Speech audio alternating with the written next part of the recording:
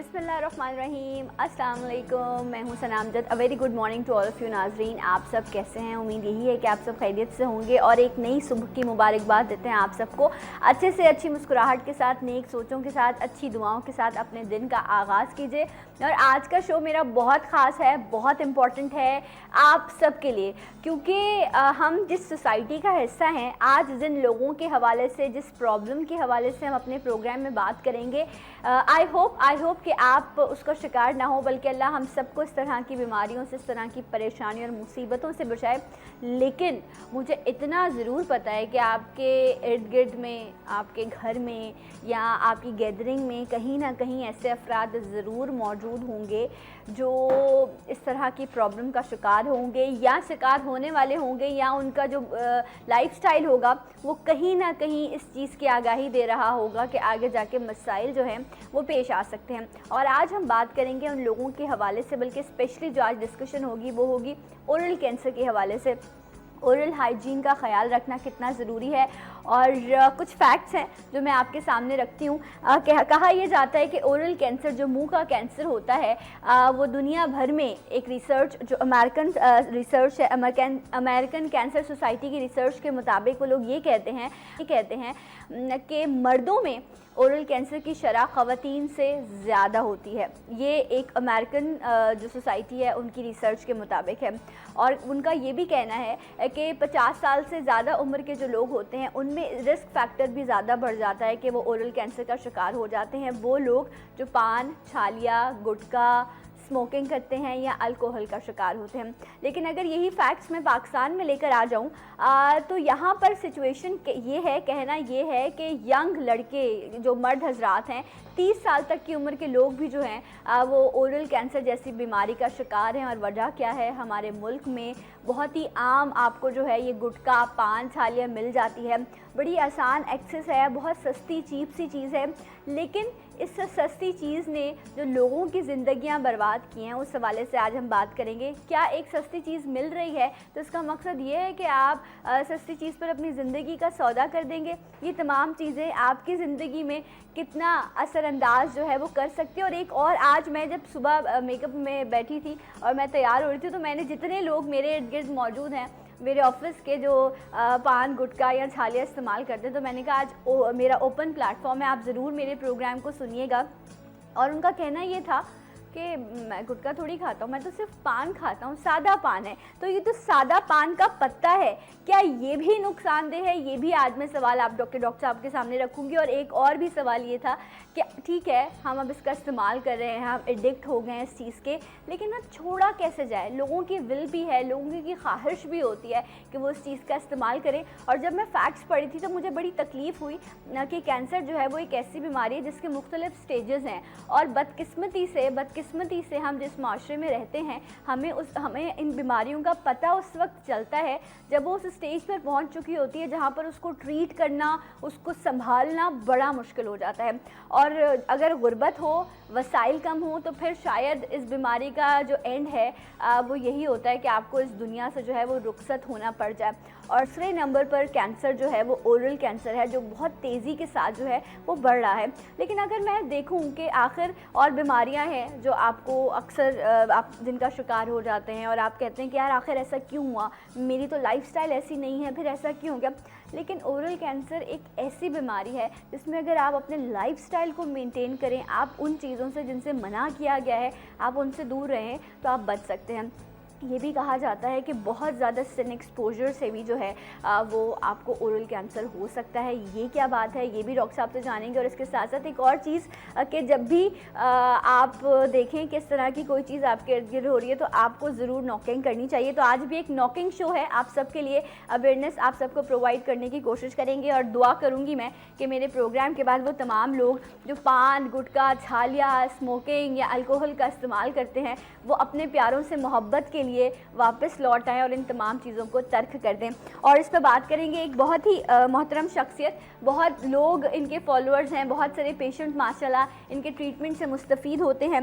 And I am really glad आज मेरे programme का हिस्सा बने। सो वेलकम करते हैं, हमारे साथ मौजूद हैं डॉक्टर कैसर सज्जाद। अस्सलाम वालेकुम। जी वालेकुम अस्सलाम, कैसी हैं आप? मैं ठीक हूँ डॉक्टर साहब, आप कैसे हैं? बिल्कुल ठीक ठाक। आपने तो सारा कुछ बता दिया। तो मैं समझ रहा हूँ कि मैं अब ज़रूरत नहीं, मैं जाता हूँ। नहीं, मैंने सब कुछ नहीं लेकिन बताया। माशाल्लाह बहुत अच्छा आपने इंट्रो दिया है और सब चीज़ें बहुत अच्छी हैं और यही सारा मसला है हमारा। डॉक्टर साहब, अगर हमें पता होगा तो हम दूसरों को भी बता सकेंगे। लेकिन थोड़ी बहुत चीज़ें डेफिनेटली बड़ा ज़रूरी होता है जब आप प्रोग्राम कंडक्ट करते हैं तो आपकी तैयारी हो। जब कुछ फैक्ट्स हैं जिनको पढ़कर मुझे बड़ी तकलीफ़ हुई कि दुनिया भर में जो एक चीज़ है स्टैंडर्ड, वो स्टैंडर्ड हमारे मुल्क में आकर तब्दील हो जाता है। अच्छा, इसमें एक प्रॉब्लम जो आपने बोला ना कि थोड़ा सा डिफरेंस है। आपने जो पढ़ा है वो बाहर के मुल्कों का बिल्कुल, एक तो ये कि बाहर के मुल्कों में एक अगर अमेरिका की बात करें, यूके की बात करें, तो वहाँ पर भी बीमारी हमारे लोग ले जा चुके हैं। हाँ। और कुछ एरिया में जाकर ये छालिया गुटखे का जो जिक्र किया आपने, वो उन जगहों पे पहुँच चुका है वेस्टर्न कंट्री। अदरवाइज सब कॉन्टिनेंट में ज़्यादा है। सब कॉन्टिनेंट में ज़्यादा है। और वहाँ पर एक अंदाजे के मुताबिक अगर मैं एक फिगर बताऊं तो वेस्टर्न कंट्रीज़ में अभी भी शायद में भी इंक्रीज़ हो। हमारे लोग वहाँ पे माशाल्लाह काम कर रहे हैं तो शायद ये बीमारियां बढ़ जाएंगी। लेकिन 2 से 4% ओरल कैंसर के केसेस होते हैं वहाँ पर। अच्छा। बाहर के वेस्टर्न कंट्रीज में, या आप यूँ कह लें कि डेवलप्ड कंट्रीज में। लेकिन ये जो हमारा ये जो खित्ता है, ये जो सारा सब कॉन्टिनेंट में हम जिसको कहते हैं, जिसमें कि हमारा मुल्क शामिल है, इंडिया, नेपाल, श्रीलंका, बांग्लादेश, ये तमाम, इसमें कम अज़ कम एक अंदाजे के मुताबिक कि 40%, 35 से 40% लोग जो हैं कैंसर की बीमारियों में मुब्तला हैं। हाँ, और यंग एज में भी हैं। और यंग एज में है, बिल्कुल सही है। अब इसमें एक चीज़ बहुत इंपॉर्टेंट है जो अभी आपने कहा कि ज़्यादातर जो लोग हैं वो 50 साल से ज़्यादा उम्र के लोग हैं। ये पहले का कॉन्सेप्ट था जी, ये रिसर्च कहते हैं, लेकिन अब चेंज हो गया। अब जो है हम जो देख रहे हैं मरीज, वो यंग लोग जो है वो कैंसर के, मुंह के कैंसर में, ज़बान के कैंसर में, गाल के कैंसर होता है, मसूड़ों का कैंसर होता है, होठों का कैंसर होता है।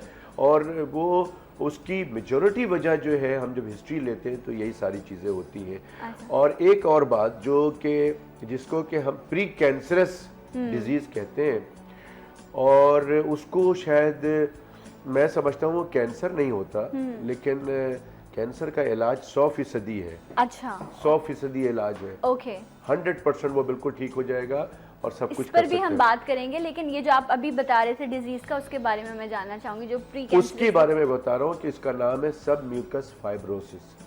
सब म्यूकस फाइब्रोसिस, ओके। इसका मतलब ये होता है कि अगर हम आखिर का जुमला ले, सब म्यूकस फाइब्रोसिस, फाइब्रोसिस का मतलब होता है सिकुड़ना।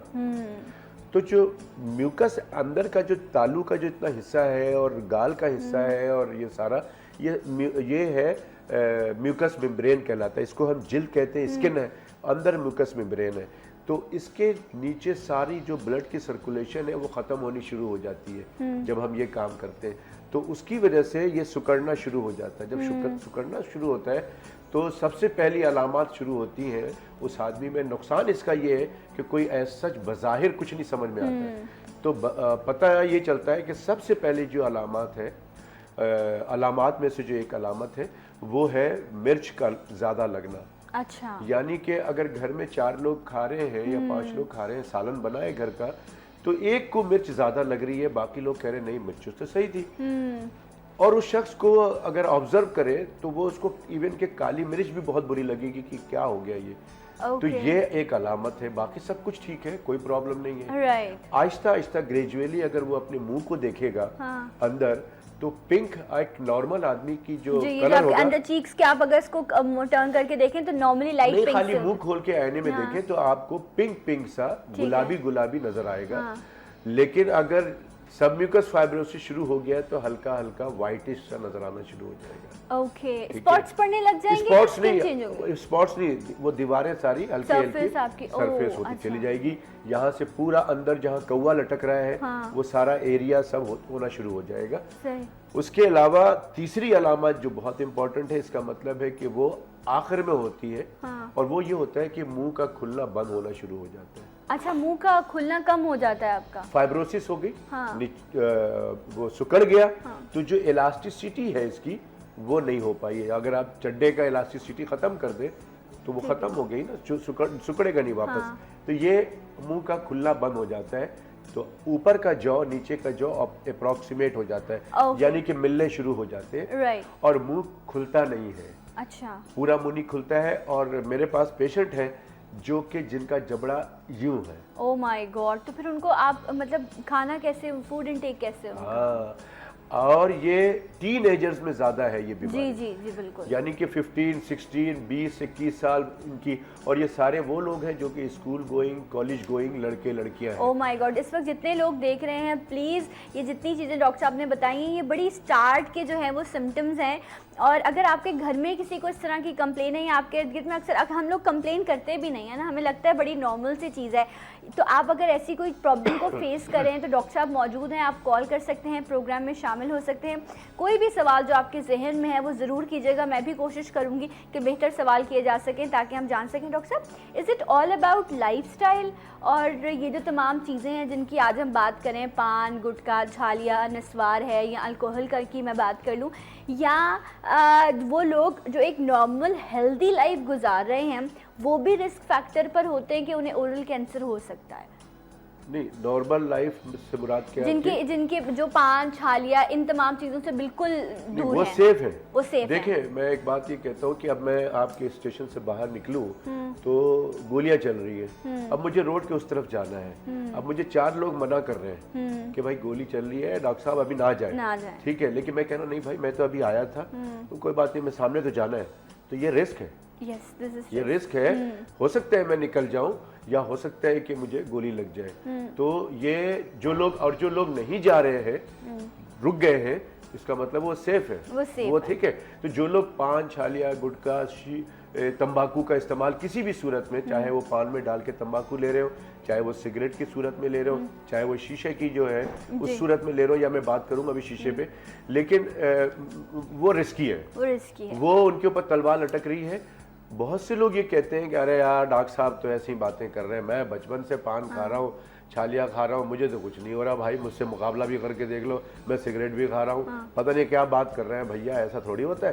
तो ऐसी बात नहीं है, वो रिस्की है और उनकी बात में ना जाए। अगर आप उनकी बात में जाएंगे तो हो सकता है कि उनके जिस्म में कैंसर के सेल्स जीन्स में नहीं हो, तो हो सकता है कि उनको कैंसर नहीं होगा। अच्छा, ठीक है, ये मतलब ये मौरूसी भी बीमारी है? ये जीन्स की भी एक प्रॉब्लम होती है कि अल्लाह ताला ने जब इंसान पैदा होता है तो उसके जीन्स में, ये अभी लेटेस्ट है, एक टेस्ट है जो कि बहुत महंगा है बाहर के मुल्क में, तो आपको पता चल जाएगा कि आप अगर वो टेस्ट करा लें तो आपको पता चल जाएगा कि आप कैंसर के कैंडिडेट हो सकते हैं कि नहीं हो सकते। अच्छा, तो क्या ये टेस्ट ये भी बता देता है कि और कौन कौन सी बीमारियां हैं जिनके रिस्क फैक्टर? सिर्फ कैंसर के लिए? कैंसर के सेल्स की बात कर रहा हूं। और ये किस एज में कराया जा सकता है? ये किसी भी एज में कराया जा सकता है, लेकिन वो रिसर्च अभी तक चल रही है उसकी, और उसके बाद ये फिर जब आम हो जाएगा तो हमारे मुल्क में 20-30 साल बाद आ जाएगा, 40 साल बाद। अच्छा, 20-30 साल मतलब हमारा फिर हम तो होंगे नहीं शायद। आप तो अभी बाहर जाके भी नहीं करा सकते, जो मिलियनर लोग हैं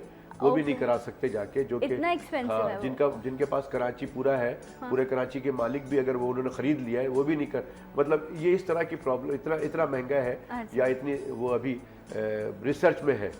तो लेकिन मैं ये कह रहा हूँ कि ये तो एक अलग बात है, लेकिन हम उसके लिए क्या करें हमें मालूम नहीं है, तो हमें हिफाजती तदाबीर ही अपनाना चाहिए। ओके, राइट डॉक्टर साहब, कुछ सवाल मैं आपके सामने रखूंगी, जिस तरह आपने 2-3 बड़ी खास सीधा बातों का जिक्र किया। मैं सिर्फ जो सबम्यूकस फाइब्रोसिस की 1-2 बात जो है बहुत जरूरी बताना है। मैं ये समझता हूँ कि जिन लोगों को अगर सबम्यूकस फाइब्रोसिस शुरू है या हो रहा है या हो गया है, तो मैं ये कह रहा कि जो पहली अलामत है उस पर उनको कॉशियस हो जाना चाहिए, और अगर फिर दूसरी अलामत जैसे मैंने कहा कि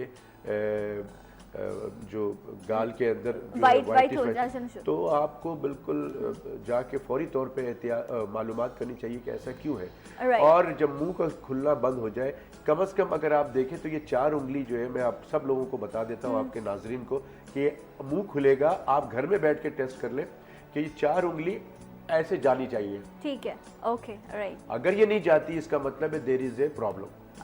ये आहिस्ता, और अगर आप इस्तेमाल कर रहे हैं इसका मतलब है कि आपके पास ये बंद हो जाएगा। और जो आपकी बात थी कि फिर मुंह बंद हो जाएगा तो खाएंगे कैसे? हमारे पास 2-3 लड़कियां मौजूद हैं जिनका मुंह बंद है पिछले 3-4 सालों से या उससे भी ज्यादा। Oh my God. तो अब आप ये देखें कि क्या हैबिट्स थी उनकी, किस चीज की वजह से हुआ? यही छालिया, सिर्फ छालिया खाने की। जो मीठी सुपारी छालिया मार्केट में बिक रही है, 122 ब्रांड की मुख्तलिफ पन्नियों में, खूबसूरत पन्नियों में बिक रही है, और उसको मजे से लोग खाते हैं। आप खवातीन जो है पर्स में रखती हैं? मैं नहीं खाती अच्छा, आप डॉक्टर साहब, नहीं है। बिल्कुल तो मैं आप हटा देता हूँ। हाँ, आप हटा के please। मैं कहता हूँ खवातीन खासकर हाँ। जो, और खासकर यंग लड़कियाँ, और मैं कहता हूँ स्कूल कॉलेज गोइंग जितनी भी स्टूडेंट्स, लड़कियां ज़्यादातर, लड़के भी हैं, लेकिन यहाँ पर परसेंटेज जैसे आपने इंटरव्यू में बताया कि मर्दों की तादाद ज़्यादा है, यहाँ पे इस बीमारी में खवातीन की लड़कियां जो है खवातीन, इनकी परसेंटेज ज़्यादा है। इवन कि अब खवातीन में स्मोकर्स की तादाद भी बढ़ती जा रही है, जहाँ जिन्होंने छालिया की बात की, फिर ये शीशा हो या स्मोकिंग हो, और इवन के अभी जो है 12 से 13% लड़कियां जो है वो सिगरेट पीती हैं, ये परसेंटेज है। और ये क्यों हुआ? ये गैदरिंग की वजह से हुआ। ये क्यों हुआ कि ये एक फैशन बन चुका है। तो अक्सर क्या हम अपने आप को स्टेटस कॉन्शियस बताने के लिए कि हम इतने स्टेटस कॉन्शियस हो गए हैं, हम इन चीज़ों की लत में चले जाते हैं जहाँ बीमारियाँ जो हैं वो हमारा इंतज़ार कर रही होती हैं। और छालिया की जहाँ डॉक्टर साहब ने बात की, वहाँ मुझे तो एक चीज़ याद आती है कि मेरे बड़े गोश्त गलाने के लिए छालिया का इस्तेमाल करते थे। तो जो लोग मुँह में डाल के मज़े लेते हैं, उनके गोश्त की, और ये जो ज़बान है जो इंसान के कहते हैं कि आप अपने इजहार कर सकते हैं, उसका क्या हाल करती है ये छालिया। ये तमाम चीज़ें डॉक्टर साहब से जानेंगे, लेकिन एक ब्रेक के बाद। सलाम पाकिस्तान।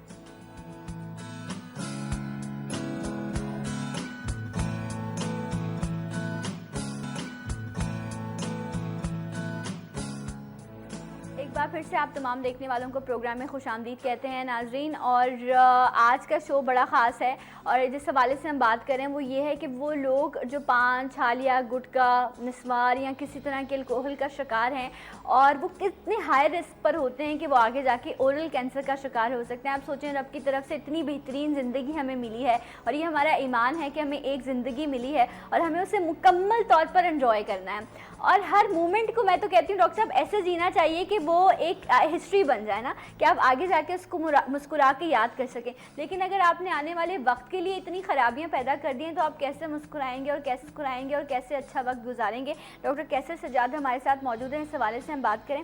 डॉक्टर साहब, एक जो है कंप्लेन हमेशा जो है वो ये लोग करते हैं जो पान, छालिया, गुटखे का इस्तेमाल करते हैं, उनका कहना ये होता है कि अब तो हमें आदत हो गई है।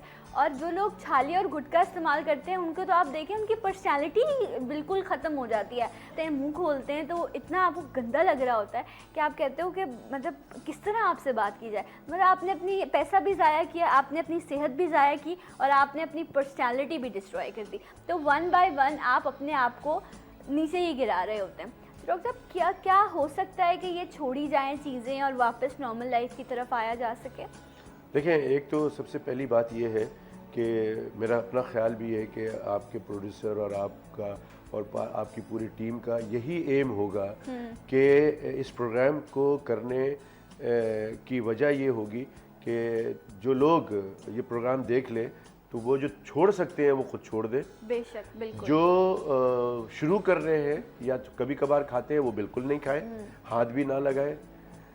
और जो लोग, जो आपका सवाल है बेसिकली कि जो लोग कहते हैं कि यार ये तो बहुत ख़तरनाक काम है, मैं बस छोड़ दूंगा, 2 दिन छोड़ते हैं और फिर कोई तीसरा आदमी आता है, भाई कुछ नहीं होता है यार, तुम किसकी बातों में आ रहे हो, गैदरिंग का असर क्या यार, वक्त वालों ने बोला है भाई, ऐसे ही बोलते रहते हैं यार, ये तो वक्त टीवी पे ऐसे ही बोलते हैं। तो ये चीज़ें जो उन लोगों के लिए बड़ा इम्पोर्टेंट ये है कि, और ये सवाल अक्सर मुझे चैनल्स पे जब मैं जाता हूँ तो लाइव सवालात भी होते हैं, और आम दिनों में भी लोग कहते हैं और लोग आते भी हैं। डॉक्टर, हल क्या है? उसका हल ये है कि हमें अल्लाह ताला ने अशरफुल मखलूक़ात बनाया है, अल्हम्दुलिल्लाह। और अशरफुल मखलूक़ात का मतलब बहुत सारे लोग नहीं जानते हैं। मैं स्कूलों कॉलेजों में जाके और कुछ जगहों पे जाके पब्लिक अवेयरनेस के तौर पे मैं इसी बारे में लेक्चर्स देता हूँ। तो जब मैं सवाल करता हूँ तो अशरफुल मखलूक़ात के बारे में लोग नहीं जाते। तो मैं आपके तवज्जो से बताता हूँ कि हमें सबसे अच्छी अकल दी है, समझ बूझ दी है कि हमें क्या खाना है क्या नहीं खाना है। एक बात। दूसरी बात ये कि हमारा जो ब्रेन है, जो दिमाग है, वो इतना स्ट्रॉन्ग है कि आप सोच नहीं सकते, आप जो चाहेंगे वो कर सकते हैं। ऐसे ही है, आप जो चाहें। तो सबसे पहले तो अशरफुल मखलूक़ात के तौर पे आप अपने विल पावर को स्ट्रॉन्ग करें, और आप ये देखें कि आज मैंने ये बात सुनी है कि मुझे कैंसर हो सकता है, मुझे सबम्यूकस फाइब्रोसिस हो सकती है, और इसकी में जब मुब्तला हो जाएंगे तो बहुत सारे, ये सिर्फ ऐसे कहना इतना आसान है कि जी मुब्तला हो गए, लेकिन जो लोग मुब्तला हुए और जो उसके बाद उनकी जो सफ़र चला और फिर जितनी जितनी परेशानियों से गुजरे, और उसका एंड ये हुआ कि वो इंतकाल कर गए, मर इंतकाल गए। गए। तो इन तमाम मसले मसाइल से बचने के लिए उसका एक है कि अपने दिमाग को स्ट्रॉन्ग करें विल पावर। और विल पावर से कहें कि हमने आज के बाद खाना ही नहीं है। वो आदमी जो है वो स्ट्रॉन्ग आदमी होता है जो कि अपनी एडिक्शन को फौरी तौर पे ये कहता है कि नहीं हमने ये काम अच्छा नहीं डॉक्टर करना। साहब, ये तो एक है और बड़ी बात है और ये बहुत ही खुसूसी और ख़ास बात होती है कि इंसान अपनी विल पावर, अपनी कमज़ोरियों को जो है वो समझे और उसके बाद उनको ओवरकम कर दे। लेकिन कुछ लोग ऐसा नहीं भी कर पाते। अब और उनकी कुछ बात लोग कर कहेंगे लेते ये हैं। हाँ जो नहीं कर पाते, अब अगर उनकी तरफ अब आऊँ तो उनकी फिर तरफ आ जाए, इनको हम कहते हैं कि कमजोर दिमाग के लोग हैं ना। ठीक है। जो कमजोर दिमाग के लोग हैं वो कहते हैं यार नहीं 4 दिन सिगरेट छोड़ दी, उसके बाद फिर शुरू कर दी, बीवी का टेंशन हो गया या किसी और चीज़ का टेंशन हो गया, उन्होंने दोबारा शुरू कर दिया। तो ये मैं कहता हूँ कि कमज़ोर दिमाग के लोग हैं, ये सहारे वाले लोग हैं। अच्छा, तो ये सहारे वाले लोगों के बारे में बात करूंगी। एक कॉलर है काफी देर से बिल्कुल, होल्ड पर। बिल्कुल, अस्सलाम वालेकुम। हेलो। अस्सलाम वालेकुम। वालेकुम वालेकुम अस्सलाम अस्सलाम। यूसुफ साहब। बेटा, मैं ठीक हूँ, आप कैसे हैं? डॉक्टर कैसर साहब से मेरी बड़ी पुरानी मुलाकात है और इनके घर पर भी मैं एक दफा जा चुका हूँ। अब्बासी के सामने ऊपर छत पे इनका कमरा था और बड़े प्यारे नफीस डॉक्टर हैं और बड़ी खिदमत अंजाम इन्होंने दी है अब्बासी शहीद में और बहुत ही प्यारे इंसान हैं। माशाअल्लाह। अब इनसे डॉक्टर साहब एक सवाल थोड़ा कैंसर पे ही चल रहा जी। है, तो एक बैड प्रैक्टिस चल रही है, उससे थोड़ा मैं नाराज हूँ, आपको हटा के ये बात कर रहा हूँ। हाँ। तो ये प्रैक्टिस है कि जो उमूमन जो लोग ओरल कैंसर में मुब्तला होते हैं वो ज्यादातर गरीब तबके के लोग होते हैं और वो जो होते हैं उनका जब कैंसर 3rd स्टेज में चला जाता है जब तक वो डॉक्टर के पास जाते हैं, वरना आम MBBS के पास वो मुख्तलिफ क्रीमें लगाते रहते हैं। एक तो ये पहले अवेयरनेस डॉक्टरों को आपको मीटिंग्स में कहना चाहिए कि भाई अर्ली केस में भेज दें ताकि वो ठीक हो जाए। दूसरा ये कि जब वो केस बिगड़ जाता है तो हमारे अच्छे सर्जन साहब जो नहीं है लोग, वो जबड़े का ऑपरेशन करके मुंह का तमाम हुलिया बिगाड़ देते हैं और उनके घर बिक जाते हैं, उनकी सारी जमा पूंजी मकान बिक जाते हैं, जबकि पता होती है डॉक्टर को इसने 2 महीने से ज्यादा सरवाइव नहीं ठीक करना है, है। राइट। तो ऐसा क्यों होता है डॉक्टर साहब? Right, thank you so much Yusuf साहब, बहुत शुक्रिया। अच्छा, ये मैं इस पर चाहूँगी डॉक्टर साहब कमेंट भी करें कि अब तो ये जिस तरह मैं बात करी थी, स्टेटस कॉन्शियस लोग जो हैं वो भी अब हर सोसाइटी में जो है वो शीशे का भी है, फैशन चीज़ें चेंज हो गई ना। जिस तरह आप तबके की अगर बात कर रहे थे तो आइए उस पर भी बात कर लेते हैं कि अगर हम निचले तबके की बात करें तो वहाँ क्या चीज़ आम है। वहाँ लोग बीड़ी पीते हैं, नस्वार पीते हैं, गुटखा खाते हैं, छालिया का इस्तेमाल करते हैं। आप थोड़ा उससे और आगे चले जाएँ तो स्मोकिंग का इस्तेमाल किया जाता है और उससे ऊपर चले जाएँ तो सो कॉल्ड शीशे का इस्तेमाल किया जाता है या अल्कोहल का इस्तेमाल किया जाता है। किसी एक तबके को आप ब्रैकेट नहीं कर सकते। हर इंसान अपने वसाइल के हिसाब से और अपनी गैदरिंग के हिसाब से अपनी चीज़ों को चेंज करने की कोशिश करते हैं और इस तरह की प्रॉब्लम हर माशरे में और हर तबके फ़िक्र के लोगों में मौजूद है। ऐसा ही है डॉक्टर साहब? अच्छा, मैं थोड़ा सा इख्तलाफ करूंगा आपसे।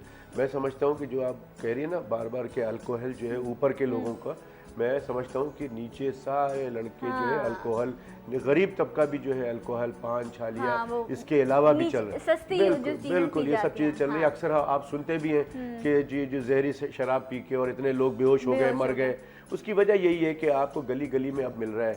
ये खैर ये एक अलग इशू है कि क्यों मिल रहा है और क्या है, ये अलग इशू है। लेकिन मैं यूसुफ साहब की बात से बिल्कुल एग्री करता हूँ, बहुत सही बात उन्होंने की है। लेकिन थोड़ा सा मैं बता दूं कि यूसुफ साहब ने कहा ना कि हम क्यों नहीं बताते हैं कि जब ये चीज़ें जो है आखिर में आते हैं लोग, ये तो हम बोल बोल के थक गए हैं। अभी भी मैंने आपको शुरू में यही बात की है कि 100% इलाज है कैंसर का। अच्छा। 100% इलाज है, लेकिन आप शुरू में अगर आते हैं, अर्ली स्टेज में आते हैं तो इलाज है। लेकिन प्रॉब्लम हमारा ये है यूसुफ साहब कि हमारे मुल्क में लोगों को एक खौफ होता है और खौफ इसलिए होता है कि वो देखते हैं पेशेंट, जैसे इन्होंने कहा कि जी वो जबड़ा निकाल देते हैं, ये कर देते हैं।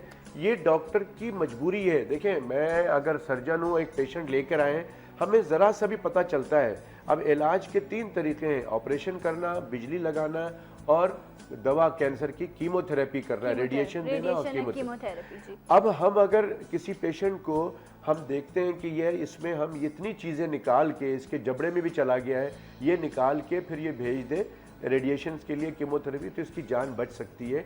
तो ये हमारी एक ओथ ये है कि हम मरीज को, हमें पता है कि मरीज लेकर आया है और ये गैस कर रहा है, मरने वाला है, तो हम ये नहीं कहेंगे कि जी अब इसमें कुछ भी नहीं है, नहीं, हम उसमें जस्तुजू करेंगे, हम उसको इंजेक्शन देते हैं, डॉक्टर उसको कार्डियक मसाज भी करते हैं, पंपिंग भी करते हैं। लेकिन डॉक्टर साहब, अगर मैं यहाँ गलत हूँ तो आप मेरी तस्दीक कीजिएगा। हम यहाँ सीखने के लिए डॉक्टर साहब से बैठे हैं कि अगर हम वेस्टर्न वर्ल्ड की बात करें तो हमने बड़ी चीज़ें उनकी अडॉप्ट की हैं और हम कर भी रहे हैं। तो वहाँ पर यह है कि अगर इस तरह की कोई चीज़ डॉक्टर्स को आइडिया हो जाता है कि इतना है, वैसे तो ये मनजानिब रबी है, ज़िंदगी है, मौत है, लेकिन वो कहते हैं कि देखें आपके पास इतना स्पेल है इस बीमारी का, तो आप जाएं और जाकर अपनी लाइफ को एंजॉय करें, लोगों के साथ मिलें, अपने जिन लोगों से आपको मोहब्बत है। लोग ट्रैवलिंग पर चले जाते हैं, लेकिन हमारे यहाँ एक फैक्टर ये भी है कि अगर डॉक्टर बता दे तो लोग रोना और बीमारी में से लड़ना छोड़ देते हैं और कमज़ोर पड़ जाते हैं। शायद ये फैक्ट है। ये देखिए, ये नहीं, ये डॉक्टर तो अपना फैसला कर रहा होता है। हाँ। डॉक्टर्स का ये होता है कि जहाँ तक वो कर सकता है तो करता है। अब उसके बाद एक स्टेज ये आता है कि हम सर्जरी नहीं कर सकते, तो हम उसको रेडिएशन और बिजली के लिए भेज देते हैं। बाज़ दफ़ा ऐसा होता है कि हम भेजते हैं उनके पास कि यार ये कराने से ना ये मॉन्स्टर बन जाएगा और ये इसकी ज़िंदगी एक अजीरन हो जाएगी, या ऑपरेशन करके इसके बहुत सारे पैसे ज़ाया हो जाएंगे। लेकिन बाज़ दफ़ा रेडिएशन के डॉक्टर या कीमोथेरेपी के डॉक्टर्स हमें दोबारा भेजते हैं। अच्छा, कि आप इसको निकालें। ये इलाज कितना महंगा है और कितना इसके इस पे मसाइल दरपेश आते हैं। लेकिन बाज़ दफ़ा ऐसे टाइम पर भी लोग आते हैं जिसपे हम कुछ भी नहीं कर सकते। हाँ। और हम कहते हैं कि जी आप इनको घर पे रखें। कॉलर भी हैं, मैं चाहूंगी ज़्यादा से ज़्यादा कॉलर भी हम शामिल करें। अस्सलाम वालेकुम। हेलो। अस्सलाम वालेकुम। वालेकुम अस्सलाम। कैसे हैं आप गफार साहब? अल्हम्दुलिल्लाह, आप ठीक है बेटा? अल्हम्दुलिल्लाह जी। कहिए डॉक्टर साहब, मेरा एक सवाल आपसे ये है जी जी कि मैं खुद दिन के 40 पान खाता था और 40 सिगरेट पीता था। अच्छा। अब अल्हम्दुलिल्लाह 1982 से मैंने ये चीजें छोड़ दी हैं। चलें, शुक्र है अल्लाह का। अब बात ये डॉक्टर साहब कि जो लोग गुटखा खाते हैं, पान खाते हैं, तंबाकू वाले और सिगरेट पीते हैं, वो बगैर कुल्ली के खाना खाना शुरू कर देते, हाथ धोए बगैर शुरू कर देते, और जिनके नाखून भी बड़े बड़े होते हैं, सब चीजें होती है। जैसे कि आपके इल्म में कि नाखून में पॉइजन भी होता है, और इस तरह खाना शुरू कर देते हैं। धोने के बाद भी वो तो नाखून बड़े होंगे तो ज़ाहिर उसमें पॉइजन तो होगा, तो कचरा तो होगा उसके अंदर में। इसके के बचने के लिए आप मुझे बताएं कि खाना खाने से पहले कुल्ली होनी चाहिए, हाथ साबुन से धोने चाहिए, और ये चीजें से दूर रहना चाहिए। अच्छा, मैं शॉर्टली गफार साहब ये जानना चाहूंगी आपसे कि ऐसा क्या हुआ कि आपने ये 40 सिगरेट जो आप दिन की पीते थे, चेन स्मोकर थे, आपने तर्क कर दी, ऐसा क्या हुआ?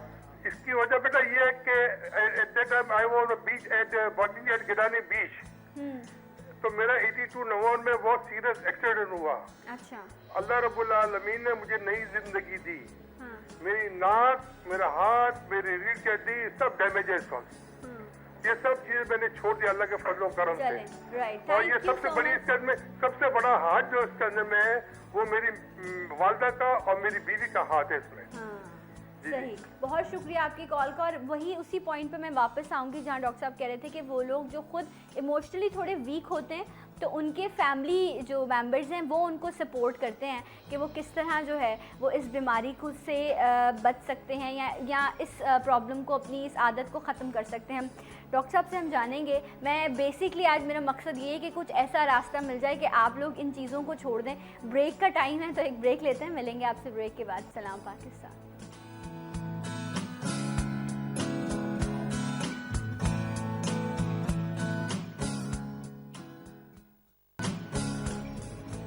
Once again welcome back. सलाम पाकिस्तान नाजरीन। ओरल कैंसर, मुंह का कैंसर, जिसकी वजह बनती है हमारी आदत, हमारा लाइफस्टाइल, पान, गुटखा, छालिया, तंबाकू, नस्वार और इस तरह की बहुत सारी चीज़ें जो हमारी ज़िंदगी में एडिक्ट हो जाती हैं। मैंने ऐसे भी लोगों को देखा है कि हालात ख़राब हो गए, शहर बंद होने वाला है, कुछ नहीं याद होता, ये होता है पहले अपना जाके स्टॉक ले आए, अपना पान ले आए। इतनी एडिक्शन होती है। और उसके बाद वो बाद में आके कहते हैं वो डॉक्टर साहब वो मैंने 4 दिन से ब्लड प्रेशर की गोली नहीं खा रहा हूँ, क्योंकि वो दुकानें बंद थी ना। हाँ, लेकिन पान वान पहले से स्टॉक कर लेते, दवा नहीं स्टॉक करते। दवा नहीं स्टॉक करते। अच्छा डॉक्टर साहब, अभी डॉक्टर साहब बता रहे थे कि इतनी आदत हो जाती है लोगों को इन चीज़ों की कि सोते हुए भी जो है, मैं डॉक्टर साहब से पूछ रही थी, वो लोग जो नस्वार लगाते हैं वो तो यहाँ रख लेते हैं, पता नहीं क्या गोल सा बना के, बड़े एक्सपर्ट होते हैं अच्छी से, उनसे तो कबाब बनवाने चाहिए जितनी अच्छे शेप के वो गोले बना रहे होते हैं, और वो रख लेते हैं और घंटों रखी हुई होती है वो चीज़। घंटों नहीं, मसला ये कि वही कबाबी की तरह है कि वो बना के नस्वार एक जगह पे छोड़ देते हैं। इससे पहले जो आप चले जाए अगर औरंगी टाउन वगैरह में तो गुल एक चीज़ होती है नशे की,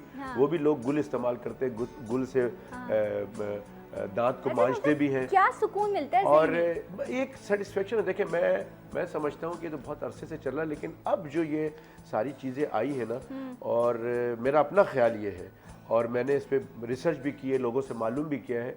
देखिए बात सारी ये है कि एक मैकेनिक है, एक आपका कैमरामैन है, उसको कुछ नहीं करना है, अपना एक लगाया हुआ स्पीकर और वो क्या कहते हैं कैमरे को कर रहा है, और किसी से बात तो करता नहीं बेचारा, तो मुंह में डाल के चल रहा होता है। किसी तरह से मैकेनिक है या दूसरे लोग हैं वो चल रहे होते हैं बस अपना।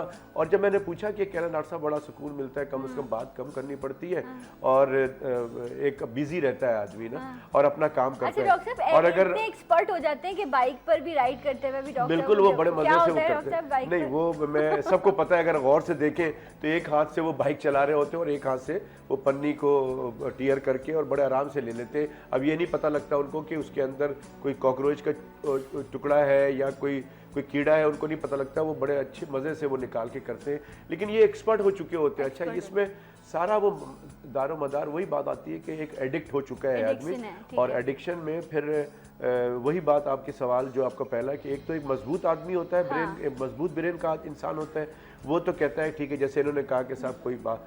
फिर दूसरा ये होता है कोई ना कोई वजह बनती है कि ऐसी वजह बनी कि वो छूट गई। फिर कुछ लोग घर में बीवी ऐसी आ गई या माँ ने या किसी ने देखा कि भाई हमने प्रोग्राम देखा था वक्त पे, तो ये ऐसी बातें तो बड़ा ख़तरनाक है, छोड़ दो भाई, छुड़ा दिया, किसी ने अपनी जान की कसम दे दी, किसी ने कुछ दे दिया। तो एक और जो सिस्टम है वो मैं समझता हूँ कि बहुत ज़्यादा कमज़ोर वाली बात है कमज़ोर लोगों के लिए, कि वो डिपेंड होते छालिया पे नहीं, उसको छोड़ना चाहते हैं तो सौंफ पे आ गए, ये गम्स आ गए, इस तरह च्युइंग गम ले लिया, तो ठीक है ये भी ठीक ठाक है। लेकिन मैं समझता हूँ कि ऐसा मेरे ख्याल में नहीं करना चाहिए। देखिए मैं एक आज आपके प्रोग्राम पे फिर एक दफ़ा टिप देता हूँ कि देखिए बहुत से लोगों को मैंने देखा है कि जो सिगरेट चेन स्मोकर है, जो 5 छालिया गुटखा खाते हैं, उनके लिए बहुत आसान टिप है। लेकिन फिर मैं बता रहा हूँ ये टिप मेरा है, जुबैदा आपा का नहीं है, मेरा अपना है।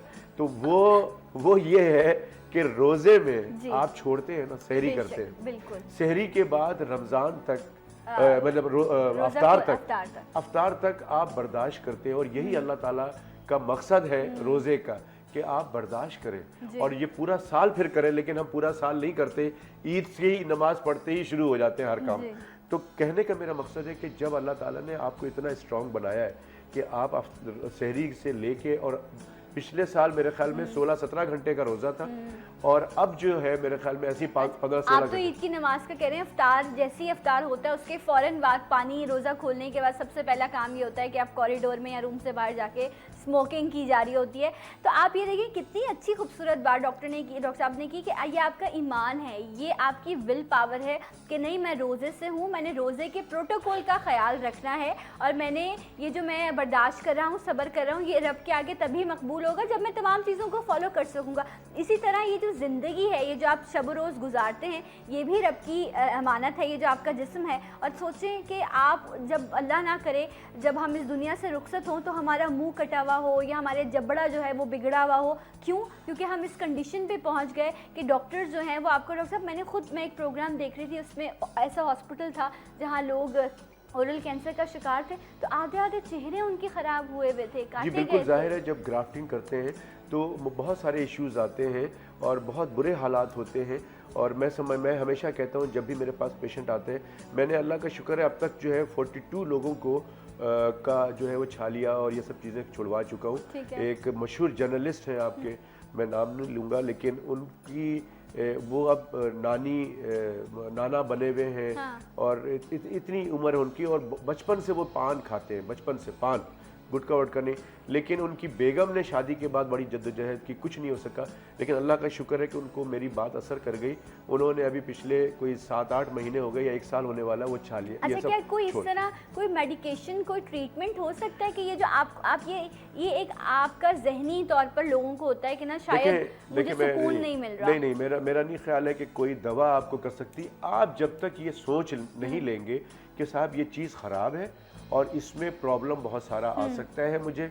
देखिए, अगर आपको एक दफ़ा, मेरे पास पेशेंट आते हैं कि ये छाला है, मैं देख के हमें पता लग जाता है कि ये जो छाला मुंह में आया, इनके गाल में है या ज़बान में है, ये इसकी शक्ल सही नहीं लग रही है मुझे, तो हम उसकी बायोप्सी कराते हैं। और ये प्रॉब्लम ऐसा है कि इस मुल्क के अंदर बायोप्सी का लफ्ज़ कहते नहीं बायोप्सी नहीं कराएंगे, डॉक्टर सही नहीं है ये नहीं। बायोप्सी कराने का मतलब ये है कि बंदा मर गया, यानी फुप्पा का कराया था तो डॉक्टर कहते हैं कि बायोप्सी कराओ। लोगों की का ये मिथ है, क्या है कि उससे वो फैल जाता है। बिल्कुल नहीं फैलता, वही मैं कह रहा हूं, तो फैल जाता है। बिल्कुल नहीं फैलता, बिल्कुल नहीं। मैंने कहा कैंसर का 100% इलाज है। जो मैं और मेरे जितने भी ENT के डॉक्टर्स हैं जो अपनी क्लिनिक्स में बैठे हुए हैं, आप इनसे पता कर लें कि छोटा सा कैंसर होता है, हल्का सा शुरुआत, एकदम से आप सुबह उठे और इतना बड़ा नहीं हो जाता है, कोई चीज़ ऐसी नहीं होती, शुरुआत छोटी होती है। आप अर्ली, एक तो लोग देर से आते हैं, सारे हकीम होम्योपैथ सबसे कर करा के अपना बेड़ा गर्क करके आते हैं, और शुरू में जब हमारे पास आते हैं वो लोग ठीक हो जाते हैं, उनको काट के निकाल दिया जाता है पूरा, और उसकी बायोप्सी होती है। बायोप्सी क्या होती है? जो चीज़ निकालते हैं, बायोप्सी होती क्या है? बायोप्सी कोई बीमारी थोड़ी है। वो तो उसमें से एक हल्का सा पीस कोई नहीं, शुरू में जब छोटी चीज होती है वो तो पूरा निकाल दिया जाता है। अब निकाल के फेंकते नहीं है, उससे कहते हैं जाके इसका टेस्ट करा लो। लेबोरेटरी में टेस्ट किया, वो पता चल जाता है इसके अंदर कैंसर के सेल्स है, आपकी जान छूट जाती है। अब आप उसको नहीं कराते हैं तो वो फैलता रहता है, फिर मुंह से बाहर आ जाता है, फिर बात बढ़ती जाती है, फिर उस वक्त ऑपरेशन फिर भी करते हैं तो बड़ा ऑपरेशन करना पड़ता है। तो मेरा कहने का मकसद ये है कि अगर आप समझते हैं कि ये चीज़ ख़राब है और आपको आपकी ज़िंदगी के लिए परेशान कौन होगा, क्योंकि जब एक चीज़ आप बड़े में आ जाते हैं तो बायोप्सी तो फिर भी करनी पड़ेगी। बायोप्सी का मतलब क्या है? मालूमात फिर भी करनी पड़ेगी, कागज पे तो आना पड़ेगा ना। कि जी इनको कैंसर है, अल्ट्रासाउंड कराते हैं बायोप्सी, तो जो चीज़ बड़ी हो जाती है तो हम वहाँ से बायोप्सी फिर भी ले, चाहे आप आखिर में आ जाएं, हम ऑपरेशन नहीं कर पाएंगे, कुछ नहीं कर पाएंगे, तो हम बायोप्सी फिर भी लेंगे ताकि उसको डॉक्यूमेंट कर सकें कि हाँ जी ये जो चीज़ है ये कैंसर है या कैंसर नहीं है, तो ये फलां चीज़ है, फलां चीज़ है। तो उसको डॉक्यूमेंट करने के लिए बायोप्सी करना या उसको लेबोरेटरी टेस्ट करना ज़रूरी होता है। तो अगर अर्ली आ गए तो 100%, मैं आज आपके चैनल से बोल रहा हूँ, 100% उसका इलाज है और लोग ठीक होते हैं। लेकिन लोग हमारे यहाँ बदकिस्मती से कहीं और चले जाते हैं, और जो सेफ साइड है ना कि मीठी गोली पे चले गए, इधर चले गए, उधर चले गए, वहाँ से फिर आके जो बढ़ता चला जाता है, फिर हमारे लिए भी प्रॉब्लम है, उनके लिए तो बहुत प्रॉब्लम है। फिर हम CT स्कैन कराते हैं, MRI कराते हैं। कहते हैं कि ये आप लोग जो डॉक्टर्स होते हैं कहते हैं बड़े जालिम होते हैं, जाते ही जो है वो पहले बायोप्सी करा लेते हैं, फिर उसके बाद उस हिस्से को निकालने की बात करते हैं, और इतना महंगा इलाज। ये मैं वो बात कर रही हूँ जो जर्नली लोगों की सोच डेवलप हुई हुई है। कह रहा हूँ ना, हाँ, मैं भी कह रहा हूँ, जी, मैं भी तो यही कह रहा हूँ, मैं भी तो यही कह रहा हूँ कि फिर अगर आप ऐसा काम करेंगे तो डॉक्टर के पास जाएंगे तो डॉक्टर आपको वही मशवरा देगा जो होना है, तो वो यही कहेगा, आपकी नजर में वो जल्लाद लगेगा। लेकिन जब आप वहां से भाग जाते हैं तो फिर दोबारा आते हैं, डॉक्टर साहब तो ये हो गया, आप करें खुदा का नाम। अब जब हम करने बैठते हैं तो वो यहाँ से गर्दन में जा चुकी होती है, ठीक है, हमें गर्दन के नेक ग्लैंड्स और दूसरी चीजें निकालनी पड़ती है, तो बात बढ़ाते हैं मरीज। अब आप खुद बात बढ़ाते चले जाते हैं तो वो आपका काम बढ़ता चला जाता है। मैंने शुरू में कहा कि अगर शुरू में कैंसर हो जाए तो वो सिर्फ उसको निकाल के, और उसकी 2-3 चीजें होती है निकाल के, वो आप अपनी हमेशा के लिए, लेकिन अगर लेट आते हैं तो सारी बातें होंगी आपकी, और फिर सारे अखराजात हमें वो देखना पड़ेगा कि ये कहाँ कहाँ फैला है, उसके लिए दिमाग में तो नहीं गया, ये हड्डी में तो नहीं गया, तो उसके लिए MRI, CT स्कैन, बायोप्सी, ये टेस्ट, वो टेस्ट, फिर आपको अपना घर बेचना पड़ता है, गाड़ियां बेचनी पड़ती है। तो मेरा कहने का मकसद है कि जो आप बता रही हैं यही तो मैं भी कह रहा हूँ। अच्छा डॉक्टर साहब, क्या गवर्नमेंट सेक्टर पर भी इसमें, क्योंकि अखराजात तो बहुत ज़्यादा हैं, कोई भी बीमारी हो, जब खुदा ना खास्ता, खैर पहले तो रब हमें तमाम लोगों को बीमारियों से बचाए, लेकिन कैंसर का नाम सुनते ही पहले तो खौफ आता है, उसके बाद ये ख्याल आता है कि इसका इलाज कैसे होगा, इतना पैसा कहाँ से आएगा। तो मैंने ये भी सुना है कि गवर्नमेंट लेवल पर जब डॉक्टर्स के पास पेशेंट्स जाते हैं तो उनको पता होता है कि हाँ ठीक है इलाज हो जाएगा लेकिन बहुत महंगा होगा, और तो वो ये कह देते हैं कि नहीं ये लाइलाज है, और ये कह के मरीजों को भेज दिया जाता है। ये गलत है, ये बिल्कुल गलत है। ये ऐसा होता है डॉक्टर साहब? ऐसा नहीं होता, क्योंकि लोगों के पास पैसे ही नहीं है, वसाइल नहीं होते, तो उन्हें भेज दिया कि अब इनको क्या बताया जाए। ऐसा नहीं होता है, सरकारी अस्पतालों में ऐसा नहीं होता है। ये ज़रूर होता है कि जो केसेस करने के होते हैं वो किया जाता है, जैसे यूसुफ साहब ने कहा कि आप फिर क्यों करते हैं, वो तो बेड़ा गर्क होता है, तो उन केसेस को मना कर दिया जाता है, और मना कर देना चाहिए जिसमें सर्जिकल बहुत ज़्यादा प्रॉब्लम वाली बात होती है तो उनको मना कर दिया जाता है। और सरकारी अस्पतालों में वही बेचारा आता है जिसके पास कुछ पैसे नहीं होते, और सरकारी अस्पतालों का तो आजकल बहुत बुरे हालात है, नज़ला जुकाम की गोलियां भी नहीं मिलती हैं आजकल, तो वहाँ पर तो ऑपरेशन की तरह ऑक्सीजन भी नहीं होती है वहाँ। बहुत सारी चीजें होती हैं। ये अलग टॉपिक है, इसके लिए आप कोई प्रोग्राम रखें सुबह से शाम तक का, मैं बैठा रहूंगा आपको। नहीं, मैं अगला घंटा भी आपको देती हूँ अगर आप बात करना चाहते हैं। नहीं, बस अभी जो टॉपिक पे मेरे ख्याल में फिलहाल उसको फोकस करें, ताकि एक चीज तो लोगों को पता चले। देखिए मैं ये चाहता हूँ कि आपके प्रोग्राम से एटलीस्ट 2 चीजें होती हैं कोई काम करने के लिए हमारे मुल्क में। एक तो ये होती है कि हम आवाम की क्या जिम्मेदारी है, और दूसरा सरकार की क्या जिम्मेदारी है। मैं आपको प्रोग्राम के एंड में एक बात बताता हूँ कि हम आवाम को आप जो काम कर रही हैं, आप बता रही हैं कि ये प्रॉब्लम है, ये प्रॉब्लम है, ये प्रॉब्लम है। हमने अब तक जितनी गुफ्तगू की है उसमें प्रॉब्लम ही है ना, मतलब कोई ऐसी बात तो नहीं है। बात अच्छी क्या है कि आप ना खाएं, तो ये आवाम को फैसला करना है, आपने कर दिया है, वमा अलैना इल्लल बलाग, आपने अपना काम कर दिया, अब अगले को काम करना है। लेकिन इसके साथ साथ सरकार की क्या जिम्मेदारी है। हमारा मुल्क इतना अमीर तरीन मुल्क है कि यहाँ किसी किस्म के कोई आदमी परेशान नहीं है, और अमीर तरीन मुल्क इसलिए मैं कह रहा हूँ कि हमारे मुल्क में परेशान नहीं है। कोई परेशान ये बात कैसे कह रहे हैं? ये कह रहा हूँ ना मैं, इसलिए मैं परेशान हूँ, ये देखिए मैं आपको बता रहा हूँ कोई परेशान नहीं है, इसलिए कि हमारा मुल्क अमीर तरीन मुल्क है, लोग खुश, और यहाँ पर छालियाँ उगती नहीं है इस मुल्क में। छालियाँ हमारे मुल्क में कहीं नहीं उगती है, लेकिन आप अपने दुपट्टे जो रंगती है ये तो जाके कहीं से भी रंगवा लेंगी ना करीब में, लेकिन आप दुपट्टा अगर अमेरिका और लंदन से मंगवा रही हैं उसके कितने पैसे, तो अमीर हुई ना आप। तो इसी तरह से हम छालियाँ बाहर के मुल्क से मंगवा रहे हैं, ठीक है। अच्छा। अब छालियाँ बाहर के मुल्क से आती है, जो फफूंद लगी छालियाँ होती है उससे लीवर कैंसर होता है। हाँ। ये बड़ी स्टोरी है। तो अगर हम आवाम ये सोच ले ना खाएं, एक तो ये चैप्टर हो गया।